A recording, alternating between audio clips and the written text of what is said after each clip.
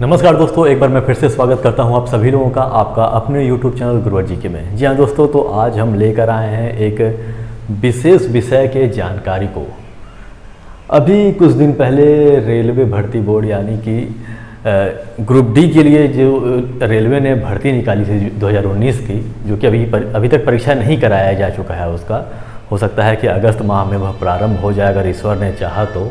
कोई भरोसा नहीं है अभी, क्योंकि अभी चुनाव भी काफ़ी दूर है, तो कोई ज़रूरी नहीं है कि अभी करा ही लिया जाए उस पेपर को। तो उसी में एक संशोधन के संदर्भ में एक लिंक ओपन किया गया था, यानी कि उसके वेबसाइट जहाँ से आप लोगों ने फॉर्म भरा था उसके लिंक को फिर से ओपन किया गया था। और वो ओपन किया गया था मुख्य रूप से अप्रेंटिस वाले छात्रों के लिए, कि जो 2019 जब वो फॉर्म निकला था उस डेट के पहले जिन्होंने अप्रेंटिस कर लिया है उनके अंकों को भरने के लिए और वह डेट देने के लिए कि आपका सर्टिफिकेट कब जारी हुआ है। तो ये सारी जानकारी लेने के लिए रेलवे ने उस लिंक को फिर से ओपन किया था। बहुत हाहाकार मच गया बच्चों में कि आखिर यह कौन सी बला आ गई, आखिर यह अप्रेंटिसशिप है क्या। मुझसे भी बहुत सारे प्रश्न पूछे गए कि सर ये अप्रेंटिसशिप क्या है, ये कैसे होता है, क्या यह ज़रूरी है या नहीं ज़रूरी है। तो उसी के संदर्भ में मुझे लगा कि वीडियो बनाना चाहिए ताकि आप लोगों को बेहतरीन जानकारी हो सके अप्रेंटिसशिप के बारे में, यानी कि शिक्षुता के बारे में।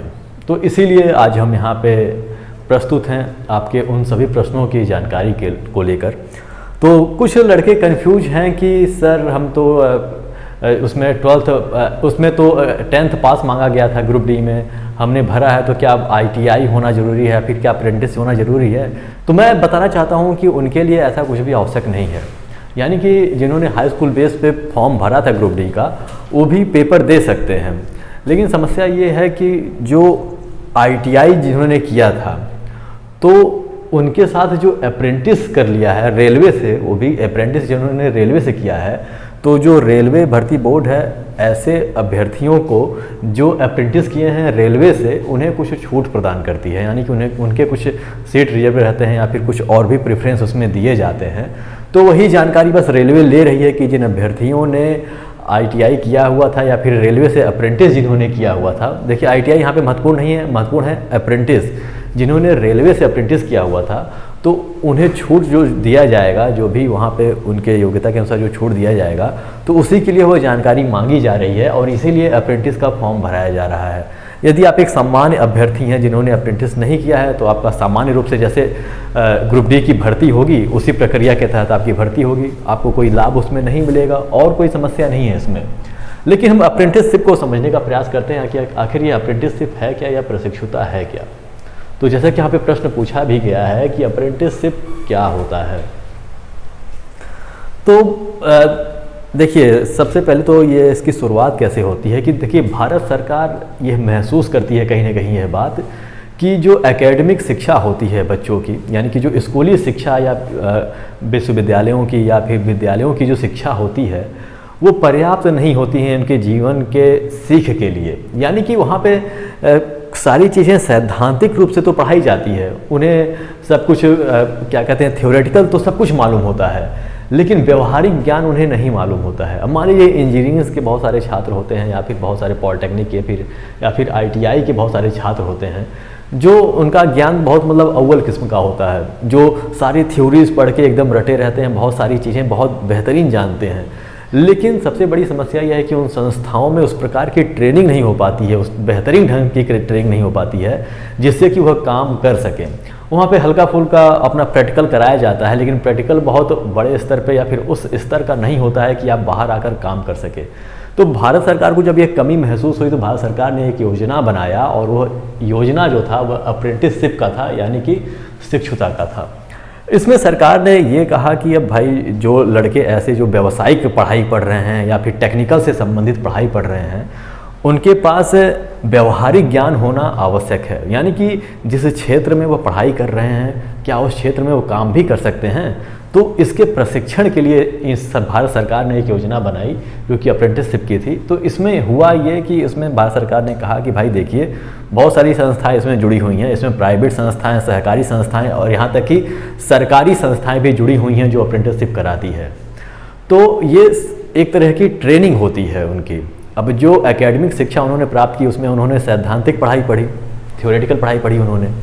अब उनकी बारी आती है प्रशिक्षण लेने की, यानी कि ऐसे स्थान पर प्रशिक्षण लेने की जहाँ पे काम चल रहा है, जहाँ पे वास्तव में काम हो रहा है, वहाँ पे वो जाते हैं, वहाँ पे वो काम करेंगे और सारी चीज़ें होंगी और इसका एक पीरियड होता है। तो आइए हम इसके माध्यम से समझने का प्रयास करेंगे कि इसके जो मुख्य हेडिंग्स हैं उसी के अनुसार ही हम समझने का प्रयास करेंगे तो ज़्यादा बेहतर होगा। तो अप्रेंटिसशिप यही होता है, आशा करता हूँ आप समझ गए होंगे कि अप्रेंटिसशिप किस चीज़ को कहा जाता है, यानी कि आपको एक प्रकार का व्यवहारिक क्षेत्र प्रदान किया जाता है। उदाहरण के रूप में मान लीजिए आपने इलेक्ट्रीशियन की पढ़ाई पढ़ी है ITI में या फिर पॉलिटेक्निक में, तो आपने बहुत कुछ नहीं सीखा होगा कॉलेज में, आप लोग को थ्योरेटिकल ज्ञान तो होगा, लेकिन अब मान लीजिए कि आपको ऐसे किसी कारखाने में भेजा जा रहा है जहाँ पे उस चीज़ का काम हो रहा है, जहाँ पे वर्कर पहले से ही काम कर रहे हैं, तो वहाँ पे एक वर्कर के रूप में आप जाएंगे। आप प्रशिक्षु तो रहेंगे वहाँ पे, एक अप्रेंटिस के छात्र के रूप में तो रहेंगे, लेकिन वहाँ पे आपका एक अलग अनुभव होगा, वहाँ पे आप खुद काम करेंगे, यानी कि उस चीज़ को सीख सकेंगे।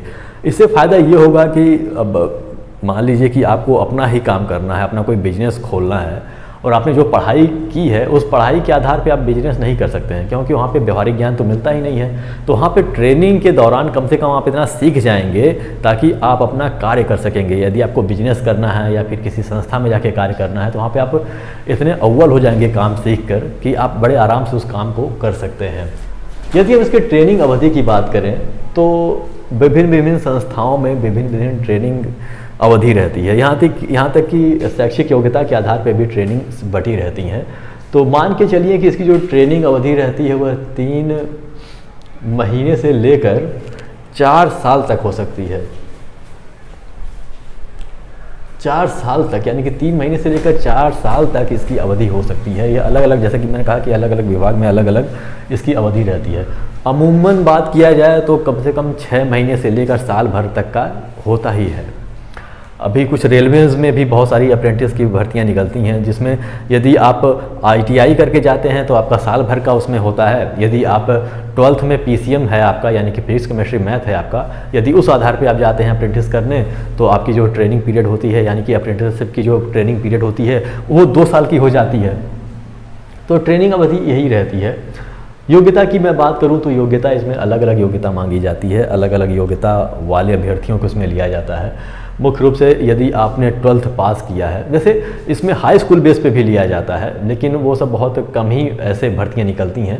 मैं कुछ इंपॉर्टेंस भर्तियों के बारे में बात कर रहा हूँ, कुछ इंपॉर्टेंस अप्रेंटिसशिप के बारे में बात कर रहा हूँ, जो बड़ी बड़ी कंपनियाँ या फिर भारत सरकार की अपनी सरकारी संस्थाएँ जो लड़कों को लेती है अपने में अप्रेंटिसशिप के लिए, उनकी मैं बात कर रहा हूँ। तो इसमें यदि आपने 12th पास किया हुआ है, 12th पास है PCM से, यानी कि फिजिक्स केमिस्ट्री मैथ से, तो भी आप अप्रेंटिसशिप के फॉर्म्स भर सकते हैं। या फिर आपने ITI किया हुआ है विभिन्न ट्रेड्स से, तो भी आप कर सकते हैं। यदि आपने पॉलिटेक्निक किया हुआ है तो भी आप इस फॉर्म को भर सकते हैं। यदि आपने BE किया हुआ है, यानी कि बैचलर ऑफ इंजीनियरिंग किया हुआ है, या फिर BTech किया हुआ है, तो भी आप इस फॉर्म को भर सकते हैं। यानी कि इसमें अलग अलग योग्यता, यानी कि जैसा कि आप देख रहे हैं ये सभी के सभी एक प्रकार से कहा जा सकता है कि सब टेक्निकल पद हैं, और टेक्निकल पद के लिए प्रशिक्षण विभिन्न विभागों में कराया जाता है। चलिए बात करते हैं हम आयु की। तो आयु इसमें मुख्य रूप से मान के चलिए कि 16 साल से ऊपर लिया जाता है, लेकिन कुछ भर्तियां ऐसी भी होती हैं जिसमें 14 साल से ही शुरुआत हो जाती है। यानी कि यदि आप 14 साल के हो गए हैं और आप योग्यता रखते हैं तो आप अप्रेंटिसशिप कर सकते हैं। 14 साल से कुछ, मतलब ये नहीं कहा जा सकता है कि कोई एक खास इसमें एज लिमिट नहीं फिक्स है, विभिन्न कंपनियों के लिए अलग अलग नियम होते हैं। तो कोई 14 साल से मांगता है, कोई 16 साल से मांगता है। अमूमन 16 साल, 17 साल, 18 साल इसी प्रकार के होते हैं, न्यूनतम आयु मांगी जाती है। अधिकतम कुछ भी हो सकती है, अधिकतम के बारे में कुछ कहा नहीं जा सकता है सामान्य रूप से। आवेदन के बारे में मैं बात करूं तो आवेदन इसका किस प्रकार से होता है, तो जिस प्रकार से सरकारी भर्तियां निकलती हैं और बाकायदे उसका नोटिफिकेशन जारी होता है, नोटिफिकेशन के आधार पर भर्तियां ली जाती हैं, उसी प्रकार से एक चयन प्रक्रिया के तहत भी अप्रेंटिस के छात्रों को लिया जाता है जो अप्रेंटिसशिप करने वाले होते हैं। इसमें बाकायदे फॉर्म निकलता है, फॉर्म आप फिलिप करते हैं, उसमें डॉक्यूमेंट्स के लिए डॉक्यूमेंट्स, फिर बाद में डॉक्यूमेंट्स का वेरिफिकेशन होता है। और मुख्य रूप से जो चयन प्रक्रिया के बारे में मैं बताऊं तो इसमें कोई परीक्षा नहीं कराई जाती है, इसमें परीक्षा नहीं होता है। इसमें जो आपका अंक आपने हासिल किया हुआ है, चाहे वह ITI का हो या फिर पॉलिटेक्निक का हो, फिर इंजीनियरिंग का हो या फिर 12th के मार्क्स के बेस पे ही, इसी आधार पे इसमें चयन कर लिया जाता है। यदि आपने बेहतरीन अंक हासिल किया है इन सभी चीज़ों में तो आपका ज़्यादा चांस होता है कि आप अप्रेंटिसशिप के लिए चुन लिए जाएं। और कई सारी संस्थाएं होती हैं, जैसे मान लीजिए कुछ प्राइवेट संस्थाएं या फिर कॉरपोरेशन की संस्थाएं जो होती हैं वो इंटरव्यू भी करा सकती हैं। वो कुछ अधिक छात्रों को ले लेती हैं, फिर इंटरव्यू करा के वह ज्ञान जानना चाहती हैं कि कितना ज्ञान है आपको, उस आधार पे भी इसमें सिलेक्शन होता है। तो इसी प्रकार का चयन प्रक्रिया होता है। इसमें डॉक्यूमेंट वेरिफिकेशन भी होता है और मेडिकल भी कराया जाता है। और मेडिकल में मुख्य रूप से आपके मानसिक स्थिति की जांच की जाती है या फिर आपके शारीरिक स्थिति की भी जांच की जाती है। अब ये सब इसलिए होता है क्योंकि भाई आपको जाकर एक पर्टिकुलर स्थान पे काम करना है जहाँ पे वास्तव में काम हो रहा है, वह कोई नकली एरिया या फिर ऐसे ही कोई बनाया गया इलाका नहीं है जो बिल्कुल सुरक्षित होगा, जो बच्चों के लिए बनाया गया है।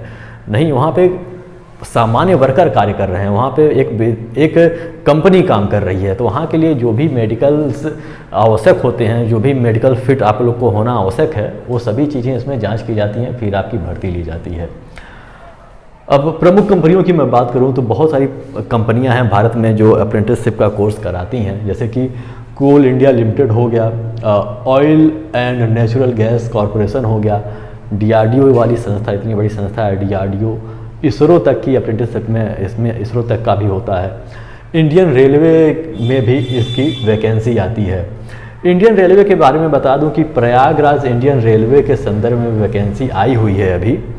तो यदि आपने उसे नहीं देखा है तो यहाँ पे आई बटन पे क्लिक करके आप उसे देख सकते हैं, और यदि आप योग्य हैं उसके तो आप जाके फॉर्म भर सकते हैं। लेकिन आप जल्दी ही करिएगा क्योंकि उसकी जो लास्ट डेट है वह 1 अगस्त है। 1 अगस्त को वह समाप्त हो जाएगा, 1 अगस्त उसकी लास्ट डेट है। वहीं मैं बात करूं तो इंडियन ऑयल कॉरपोरेशन लिमिटेड है। इस तरह की कंपनियां, बहुत सारी कंपनियां हैं जो अप्रेंटिसशिप कराती हैं। अब दूसरी बात ये आती है कि सरकारी है या प्राइवेट है। देखिए, इसमें सरकारी और प्राइवेट से ज़्यादा कोई महत्व नहीं है। जैसा कि आपने देखा, कुछ सरकारी कंपनियां भी हैं, कुछ प्राइवेट कंपनियां हैं और कुछ कॉरपोरेशन यानी कि सहकारी संस्था भी हैं इसमें। तो इसमें सरकारी और प्राइवेट का कोई मतलब नहीं है, क्योंकि आपको कुछ समय के लिए काम करना है, एक समय होता है, एक पीरियड होता है, उसी के दौरान आप लोग को काम करना होता है। तो सरकारी और प्राइवेट से क्या लेना देना है। आप लोग को 6 महीने का रहेगा तो 6 महीने जाके करेंगे, साल भर का रहेगा तो साल भर का करेंगे, 2 साल का रहेगा 2 साल करना है आपको। और आपको सर्टिफिकेट लेना है, वहाँ पे आपको को सर्टिफिकेट दिया जाता है। सर्टिफिकेट लेकर अपना चले आना है। फिर अन्य जगहों पे अपने ट्रेड से संबंधित अन्य जगहों पे नौकरी ढूंढनी है, यदि आप नौकरी करना चाहते हैं तो। यदि अपना कोई बिजनेस काम करना चाहते हैं, यदि अपना कोई बिजनेस शुरू करना चाहते हैं तो वो भी आप कर सकते हैं। क्योंकि देखिए, सरकारी या प्राइवेट का ज़्यादा कोई मतलब इसलिए नहीं होता है क्योंकि इसमें जो सैलरी दी जाती है वो कोई सैलरी बहुत ख़ास नहीं होती है। इसमें मैं बता दूं आप लोगों को, इसमें मुख्य रूप से 5,000 से लेकर 10,000 रुपये तक आप लोगों को मिल सकता है। ये अमूमन होता ही है। ये मुख्य रूप से ये होता है कि किस बेस पे आप जा रहे हैं। मान लीजिए हाई स्कूल बेस पे जा रहे हैं तो आपको 5,000 तक की सैलरी दी जाती है। इंटरमीडिएट या फिर ITI बेस पे जाते हैं तो लगभग 6,500-7 हज़ार के आसपास मिल सकता है। पॉलिटेक्निक या फिर BE BTech करके जा रहे हैं तो थोड़ा सा अधिक मिल सकता है। यहाँ तक कि देखिए, यदि आप सरकारी संस्थाओं से करते हैं, मान लीजिए रेलवे का कर रहे हैं, DRDO इसरो में कर रहे हैं आप, तो ये बहुत हद तक ये इस बात की संभावना रहती है कि आपको 7 या 8 हज़ार रुपये ही मिले, जो फिक्स रेट है। लेकिन बहुत सारी प्राइवेट कंपनियां या फिर सहकारी कंपनियां ऐसी होती हैं जो कई बार आप लोग को अच्छा सैलरी प्रदान कर देती हैं, यानी कि इससे भी अधिक उठकर 15,000 या फिर 18,000 रुपये तक आप लोग को सैलरी मिल सकती है इसमें। तो इसके लिए परेशान होने की आवश्यकता नहीं है कि यह सरकारी है या प्राइवेट है, इससे कोई मतलब नहीं है। तो सबसे ज़रूरी चीज़ का इसका फ़ायदा क्या होता है, तो कुछ फ़ायदों को हम गिन लेते हैं। सबसे पहले तो बहुत सारी सरकारी नौकरियों में कुछ टेक्निकल पोस्टें जो निकलती हैं, मान लीजिए ग्रुप D की ही जो पोस्ट निकली हुई है, जो मांगा जा रहा है कि आपका नंबर बताइए कि आप अप्रेंटिस में कितना नंबर पाए थे, कब आपने पास किया था। अब उनके लिए क्यों मांगा जा रहा है, क्योंकि रेलवे में भी कहीं ना कहीं उनके लिए फ़ायदा है। आप किसी प्राइवेट कंपनी में ही जाते हैं, अपने ट्रेड से संबंधित किसी प्राइवेट कंपनी में जाते हैं यदि आप, तो वहाँ पे भी यदि आप अप्रेंटिसशिप करके जा रहे हैं और यदि आपके पास सर्टिफिकेट है, जैसे कि आप लोग जानते हैं कि प्राइवेट कंपनियाँ क्या ढूंढती हैं, प्राइवेट कंपनियाँ अक्सर ढूंढती हैं कि अनुभव होना चाहिए, अनुभव। यदि आप एक नए छात्र हैं और आप जा रहे हैं नौकरी ढूंढने, तो कहेंगे कि आपको कोई अनुभव ही नहीं है, हमारा ही नुकसान होगा, आपको पहले सिखाना पड़ेगा, आपको 6 महीने काम सिखाओ, उसके बाद आप काम करेंगे और सैलरी किस प्रकार से दी जाएगी। तो ये सब बड़ा दिक्कत हो जाता है नए छात्रों के लिए। लेकिन आप अप्रेंटिसशिप करके जा रहे हैं अपने ट्रेड से, तो आपको चांस रहता है कि आपको वहाँ पे प्रेफर दिया जाएगा, वहाँ पे आपको प्रेफरेंस दिया जाएगा कि आपका चयन कर लिया जाए, क्योंकि कंपनी भी जानती है कि भाई अप्रेंटिसशिप लड़का करके आ रहा है, यानी कि उस स्थान पे काम करके आ रहा है जिस काम में ये माहिर हो गया है, यानी कि जो काम करने आ रहा है इसमें ये उस काम को पहले से ही जानता है, तो आपको आसानी से मिल जाएगा वो नौकरी। और सबसे बड़ी बात है कि यदि आप अपना कुछ करना चाहते हैं, जैसे कि ITI में बहुत सारे ट्रेड्स होते हैं, बढ़ई वाली होती है, इलेक्ट्रीशियन की होती है, और फीटर और पता नहीं क्या क्या, जैसे रेलवे में भी फीटर उटर सबकी भर्तियाँ निकलती रहती है ट्रेड से संबंधित। मान लीजिए आपको कहीं नौकरी नहीं करना है, आप अपने स्किल के दम पे कुछ करना चाहते हैं, या फिर आपने जो पढ़ाई किया हुआ है उसी के क्षेत्र में आप कुछ बिजनेस खड़ा करना चाहते हैं, या फिर कोई काम खड़ा करना चाहते हैं, या फिर छोटा मोटा दुकान ही खोलना चाहते हैं, रिपेयरिंग या फिर बहुत सारी चीज़ों को बनाने का, तो सबसे मुश्किल काम ये होता है कि यदि आप किसी संस्था में पढ़ के आ रहे हैं तो वहाँ पे क्या पढ़ाया जाएगा, वो आपको बस किताबी ज्ञान दिया जाएगा, आपको काम नहीं सिखाया जाएगा। तो यदि आप अप्रेंटिसशिप कर लेते हैं तो कम से कम आप अपने काम का ज्ञान तो रखेंगे और आप बेहतर ढंग से उस काम को कर सकेंगे। तो जब आप कोई नया चीज़ खोलेंगे तो आपके लिए बहुत ज़्यादा नया नहीं होगा, और ऐसा भी नहीं होगा कि आप बेहतरीन ढंग से काम नहीं कर पाएंगे। देखिए, जब आप प्रशिक्षण लिए रहेंगे तो आप बेहतरीन काम करेंगे, और जब बेहतरीन काम करेंगे तो लोग आपसे इम्प्रेस होंगे, तभी आपका दुकान या कोई शॉप भी चल सकता है। यदि आप सीख रहे हैं, नए नए हैं, और कोई आदमी गया कुछ बनवाने, अब उल्टा सीधा बना के दे दिए क्योंकि आपके पास योग्यता ही नहीं है, आपने कभी उसका अनुभव ही नहीं किया है, तो कोई आदमी आपके पास नहीं आएंगे। लेकिन आपके पास कम से कम ट्रेनिंग रहेगा तो आप बेहतरीन ढंग से उसका काम कर सकते हैं। देखिए, इसमें सैलरी के अलावा देखिए रहने होने खाने होने का कुछ नहीं मिलता है, उसका आपको व्यवस्था करना पड़ेगा। इसमें सैलरी मुख्य रूप से इतना दे दिया जाता है कि आप रहने और खाने का अपना व्यवस्था कर लें। अब ये सोचें कि आप इस सैलरी से बचा कर अपने लिए कोई सामान खरीद सकते हैं या फिर कोई और काम कर सकते हैं, तो ये मुश्किल है, ये होना संभव नहीं है। तो आशा करता हूँ कि आज की वीडियो आपको पसंद आई होगी और वीडियो अच्छा भी लगा होगा। यदि वीडियो अच्छा लगा तो इसे लाइक कर दीजिएगा, हमारे चैनल को सब्सक्राइब कर दीजिएगा और बेल आइकन भी प्रेस कर दीजिएगा, ताकि जब हम नई वीडियो लेकर आएँ तो उसकी जानकारी आपको हो सके। तो हमारे साथ बने रहने के लिए बहुत बहुत धन्यवाद। मिलते हैं अपने अगली वीडियो में।